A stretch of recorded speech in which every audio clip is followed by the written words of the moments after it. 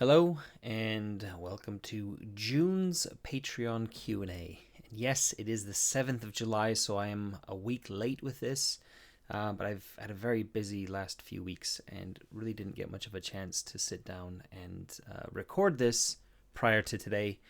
And in fact, I have a big deadline looming tomorrow, but I didn't want to leave this another week, so I'm here recording this now. Anyway, I've got two questions from June. They're both about the same topic, which is about Stiletto, the game I'm working on at the moment. The first question is from Mattila. Hi, Matt. I would like to ask about Stiletto, not about the actual game, mechanics, or setting. I'm very much interested in the design process with the team. How does it work? How often do you have meetings? Do you vote to make decisions, or does someone have the final say? Do you give each other deadlines? So basically, the logistics side. And also, when can we know more about the team and the actual game? These sorts of things. Many things. Cool. I'm going to have been dropping a few sneak peeks, I guess you would call them, for Stiletto over the past few months. There are a couple of Patreon posts where I talk about it, and on our Discord, I have occasionally shown screenshots and things from some of the stuff that we've been working on.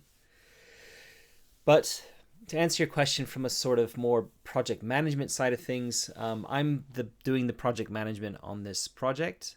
I have done project management and project planning in the past as a job, so it's not something I kind of shied away from for this project. In fact, I kind of I pulled the trigger on doing something more collaboratively myself rather than doing the usual indie thing, which is I do everything myself and I hire freelancers paid on a word or an hourly basis to basically provide the content that I need. So this is very much a collaborative process. It started off with a team of 5, and unfortunately 2 of those team have pulled out.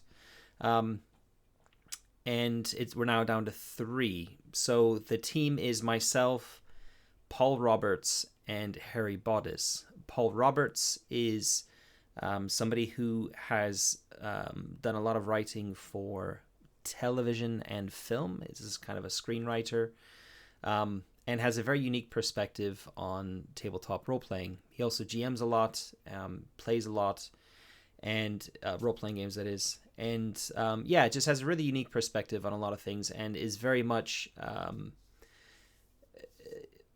a fan of the genre and the style of game that Stiletto is, which I'll talk about in a second. Harry is... I've used Harry for Pitchfork. He's the artist I've been using for a lot of my projects recently.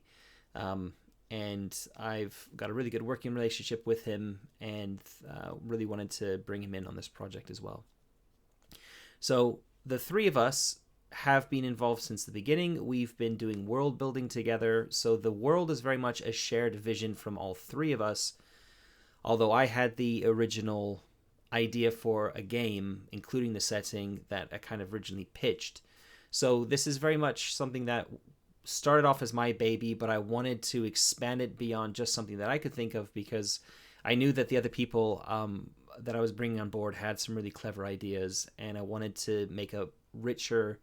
I wanted to become richer than what I could just come up with on my own.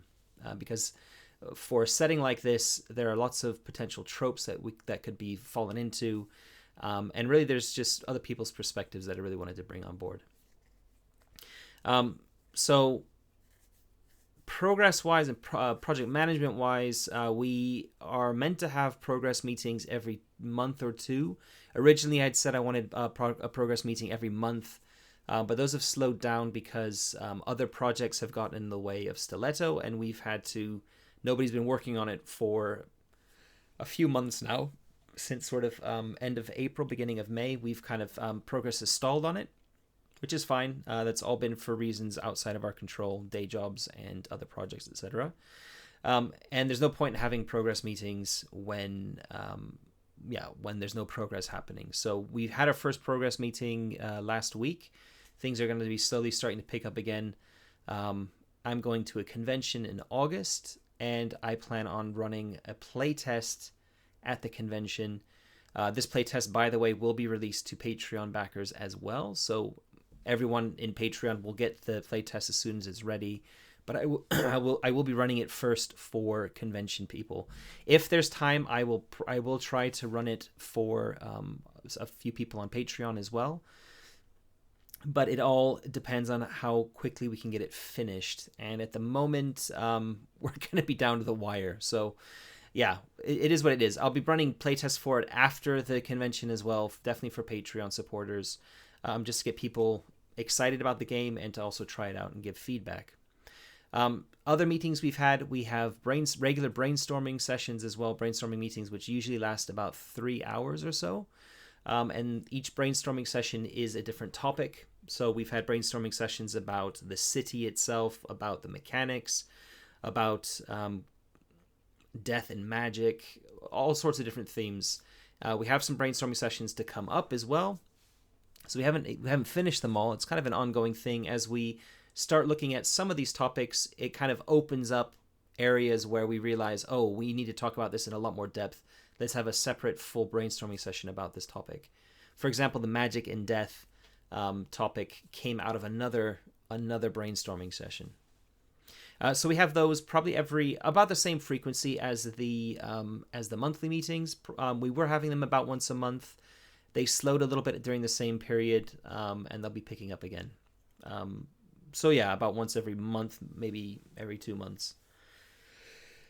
Do you make decisions?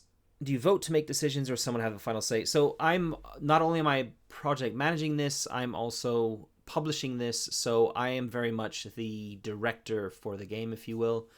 So I have full creative control over everything. I make the final decisions if a final decision is needed, but we do often make collaborative decisions together.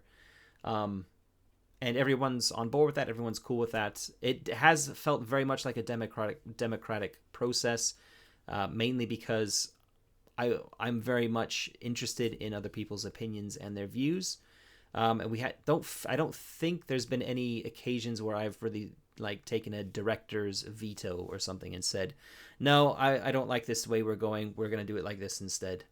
Although I suppose with the playtest scenario that's being written, the first pitch I didn't really like for a number of reasons, and it wasn't kind of highlighting the themes that I thought we needed to be highlighting. So I did actually say, I don't think this is working. Let's try and think of something else. So that's probably one area where I did kind of put my foot down a little bit more. But yeah, this is how the process works here. Do we give each other's deadlines? We do have some internal deadlines, but they've really slipped now, mainly because we had this 2 or 3 month gap where we couldn't work on the game. But I have set deadlines. I'm project managing this, so we don't give each other deadlines. I set the deadlines that we are kind of all working to, and the progress updates that we have for these meetings, they're meant to be keeping people on track and seeing how we're progressing, whether anything needs to slip out or be brought back in, or those sorts of things. You asked about when can you know more about the game. Well, there are some Patreon posts. I guess we're really working hard to get the playtest scenario ready for this convention at the beginning of August. So within the next sort of, I guess, 4 weeks, really, we need to have that finished. So you'll find out a lot about the game when that's released. I'll be trying to do little snippets of kind of game design stuff as they come up during that time. However, July is going to be pretty busy because this coming weekend is my wife's birthday. Next week is my son's birthday. And the day after that, we're going on holiday for 10 days. So I'm going to be busy with family stuff and on holiday, where I'm not going to really be able to sneak away and be doing updates or anything like that. My wife will kill me if that happens. So yeah, it's going to be limited. I'm really going to be focusing when I'm back and not on holiday on trying to get this content written. And if I do any updates, they're going to be pretty sparse, as I need to focus on the content itself more than the progress to Patreon supporters. But we will definitely be sharing that content as soon as we've got significant progress made on it with you all. In terms of the game itself, I can share a little blurb that just got written the other day. This is subject to change, but this should tell a little bit about the game. Stiletto is a game about big dreams, small minds, and desperate actions focused in Lupino, a decadent fantasy city inspired by Renaissance Napoli, Elizabethan London, Pratchett's Ankh-Morpork, and Mieville's New Crobuzon. Scientific progress is at a roughly Renaissance-era level, though the world is also at the cusp of an industrial revolution. It's not really telling you a lot about the game, but basically the idea is that there are a lot of factions at play within this city. It's very much a game based in a single city. We might be expanding on that in future, but not for the core game that we're releasing. It's going to really be focused on this one city. We're putting a lot of detail into the city. It's going to be using a Year Zero engine system under the hood. In fact, it's going to be the prototype for Year Zero Lite. I'm looking currently at Blade Runner dice mechanic. So that's the stepped dice for this. Skills and approaches. So rather than doing attribute plus skill, it's going to be, currently I'm looking at about 12. There might be a 13th skill.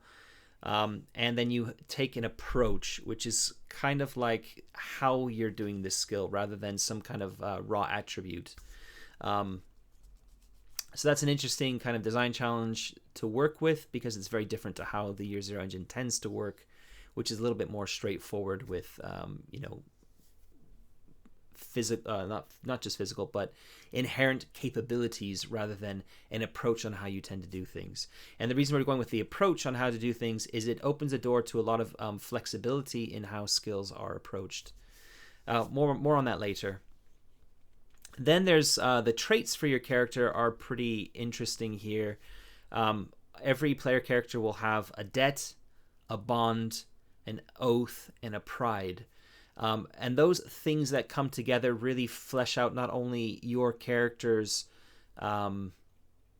personality to a certain extent, but also their connections to the city. And that's a really important part of this because this is a game that very much has faction intrigue at its heart. And to have players invested in that, you really need to have things on the character sheet to keep them kind of roped in.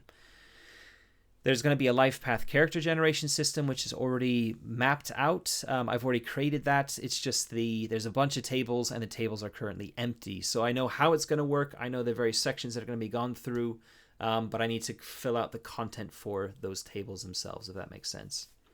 And lastly, I guess the other big thing I can kind of say is that downtime is going to be very important in this game, and resources, your resource level, similar to how resources work in Vaesen, but with much bigger range of numbers here. And unlike in Vaesen, once you have a resource value, it can't go down. Here, that resource value will fluctuate. And if your resources ever goes down to 0, you're basically destitute and your character is no longer playable. So there's this idea here that money makes this city go round, and contracts make this city go round. And if you ever get to the point where you are so out of favor that you can't get yourself into debt to bring your resources value back up because nobody will work with you or whatever, and your resources eventually goes down to 0, then just like your character might die or go insane in some games, in this one you become kind of penniless and destitute. And this is all subject to change as well, because that just saying it out loud does raise some red flags in my head when it comes to themes like homelessness, etc. But that's the current way we're currently thinking is, you need to manage your resource value, and if it gets down to like the level of 0, then that's not good. Okay, I'll stop there because that's probably enough about it to give you a bit of a taste. There's more I could say, but we'll save it for future sneak peek posts, or if you want to ask questions for the July Q&A that kind of dig deeper, by all means feel free. A lot of this is still in development, so some of it could change. The reason I'm saying that is that the entire rule set has changed from how it originally was. It originally was more much more aligned to Vaesen, with a bit of like Ironsworn thrown in, and yeah, it kind of worked, but there's some things I'm not really wasn't super happy with that, that felt a little bit shoehorned in, and taking it to Year Zero Light, which links to Year Zero Mini, makes sense from my perspective, from a sort of business perspective, because then I'm linking my projects a bit more closely together, which is something that I obviously am keen to do. And if I do plan on creating Year Zero Light as a universal game system, and I would really like to have a game that is using it and I can point to and say, okay, this game is an implementation of Year Zero Light. It does things a little bit differently to what's maybe written in the universal system, but you can kind of see how the whole thing works. Okay. Kobiak has this second question, the last question for June, and that is, hello, a nerdy practical question related to Attila's above. How do you handle online playtesting for Stiletto and other games? Do you have a dedicated Discord server that is just for playtesting and remove the members after each session to make room for new ones? I do have multiple playtesting servers for the various games that I'm working on. And I do kind of, they're all slightly different. And these are for closed playtesting. So for the closed playtesting groups or servers, I don't really remove members from them unless they request to be removed, which has happened recently. Basically, the idea is just that I have a group of people who want to help do a closed playtesting of a game. I create a server, I invite these people in, and then eventually, when I've got the product finished, they can have a look at the document, give me some feedback, and then we do a playtesting session, or they do a playtesting session, and they give me feedback on that. And if they've actually done playtesting and have given me feedback, then they will get a playtesting credit in the final game. So that's kind of how it works. For public playtests, which I do want to do for Stiletto, I'm probably going to be creating... In fact, I already have a Stiletto server, which is what we're using for our dev server, and I have set up roles so that the devs, or the people creating the game, are in a section of that server that no one else, unless they have those roles, can get access to automatically. So I've kind of set it up deliberately so that if I want to bring the public in, or Patreon supporters, or anyone who I want to do playtesting, they're not going to they won't have access to all those development channels, because that's just for the people who are actively developing the game. So I have kind of intended for that to be a separate server. And once that gets done and once that's in place, I will probably try and mimic to an extent what Ben Kenning has done on his Winter's Saga playtesting server, or his server. He has a big playtesting section of his server for that game.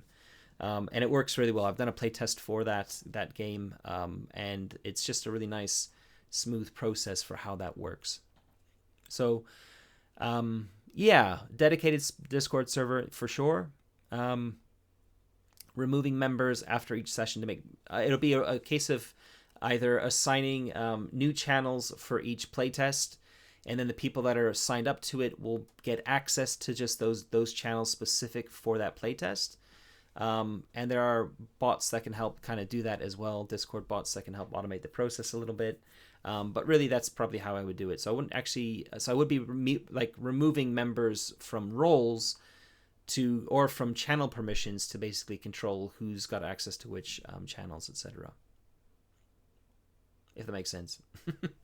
Okay, thanks very much for the questions. I'm going to stop there, also because my throat's feeling a little bit scratchy for some reason. But yeah, if you've got any questions for July, the post for July went up on the 3rd. I have them automatically scheduled for the entire year.